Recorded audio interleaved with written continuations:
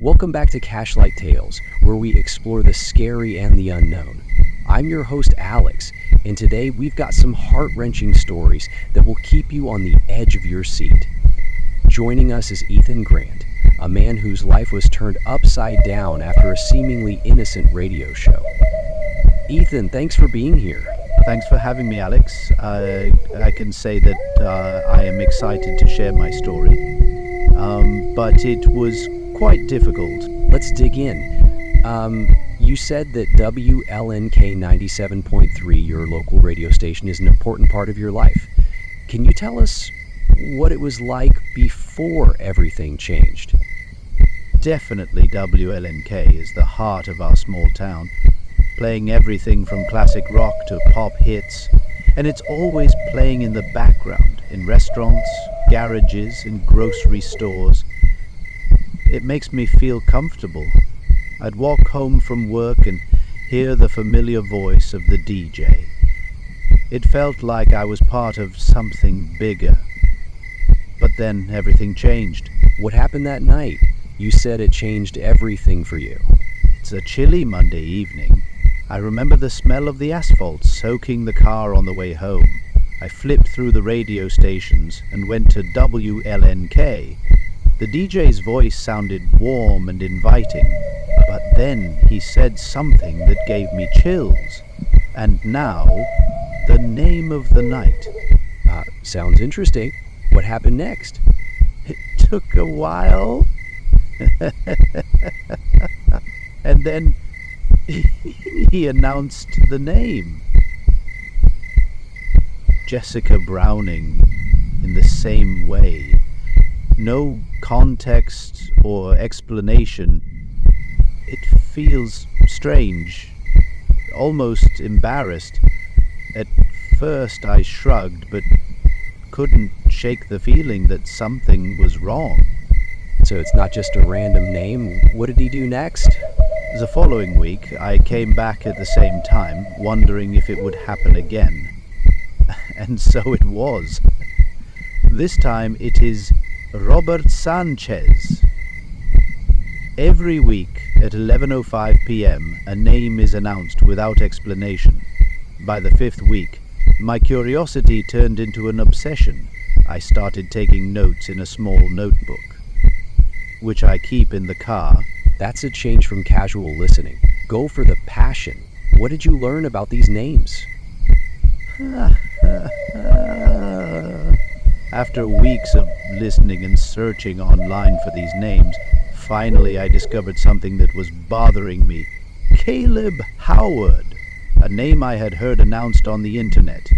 WLNK worked at the gas station near my apartment.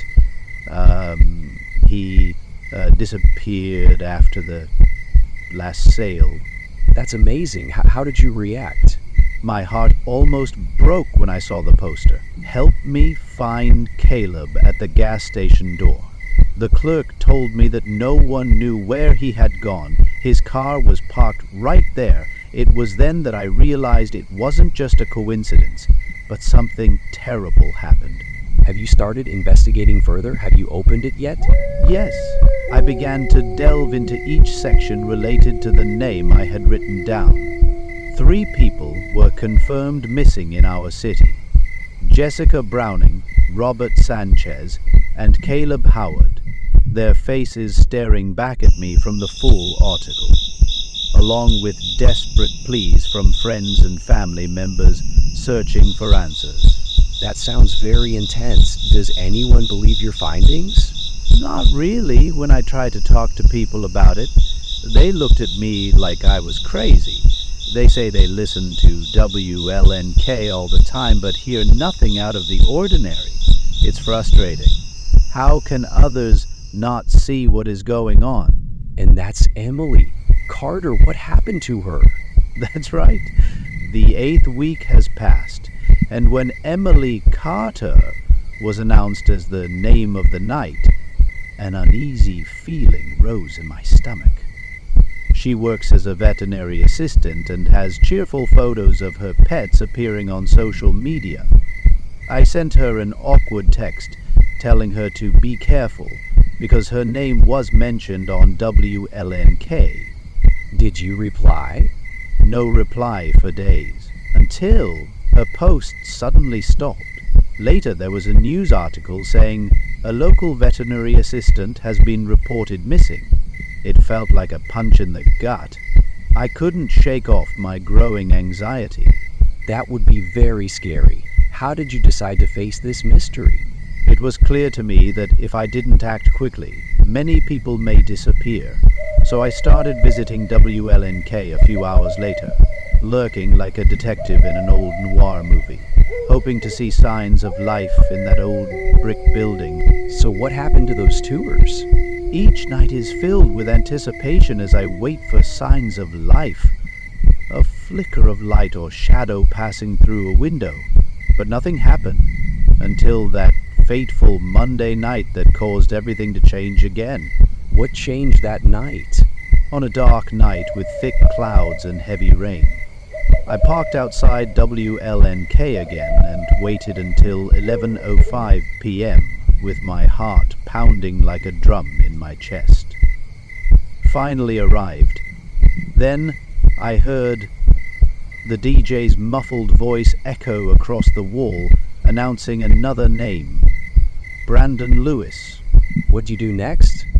As the adrenaline shot through me like lightning, I walked through the door into the eerily quiet reception area, with dust bags dancing lazily in the moonlight streaming through the dirty window. The living room sat empty. A dark hallway stretched out before me like a disconnected maw, waiting to swallow me whole. So, what happened to those visits? Every night is filled with anticipation as I wait for signs of life, light or shadow passing through a window, but nothing happened until then that changed everything again. What changed that night? A dark night with thick clouds and heavy rain. I parked outside WLNK again and waited until 11:05 p.m., my heart beating like a drum in my chest, finally arrived.